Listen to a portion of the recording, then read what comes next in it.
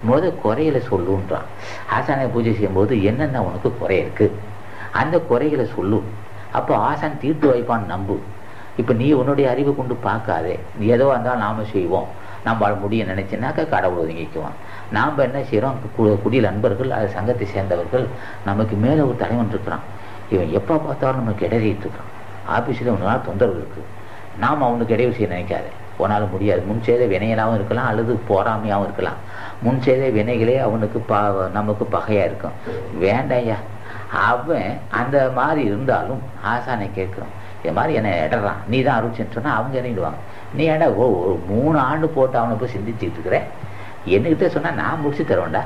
அவங்க உலக போக்கிரி. ஆசான் ஞான பண்டிதனும் அகத்தீசனும் உலக போக்கிரி. ஒரு நொடியில் என்ன செய்வாங்க, ஒன்று நட்பாக்குவாங்க, அநியாயமாக அவனை கொண்டுட மாட்டாங்க, நட்பாக்கி கொடுத்துட்டு போயிடுவாங்க. இவன் வசப்படணும். இப்போ ஆசை நாங்கள் கேட்போம், இவன் எப்போ பார்த்தாலும் முரண்படுறான், எனக்கு வசப்படணும். அப்பா அதுதானே கேட்டேன், என்ன அடியன்னு கேட்டியா? அடிய வேணுங்கிறதுக்கு நீ அவனுக்கு அதிகாரம் கிடையாது. எல்லா உயிரையும் வாழ வைக்க தான், நீ ஒரு உயிரை வாழ வைக்க தான் உனக்கு அதிகாரம் இருக்க தவிர அந்த உயிரை அழிய வைக்கிறதுக்கு உனக்கு அதிகாரம் இல்லை, எனக்கு அதிகாரம் இல்லை. எல்லாம் இல்லை. இயற்கை அவன் செய்த வினைப்பயனுக்கு ஏற்ற மாதிரி செயல்படுவான். அவனுடைய ஊழ்வனையை முடிக்க நம்மால் முடியாது. நான் கடவுளுக்கு சக்தி கிடையாது இருக்குது. அவங்க போய் வண்டியில் மாட்டிக்க மாட்டாங்க.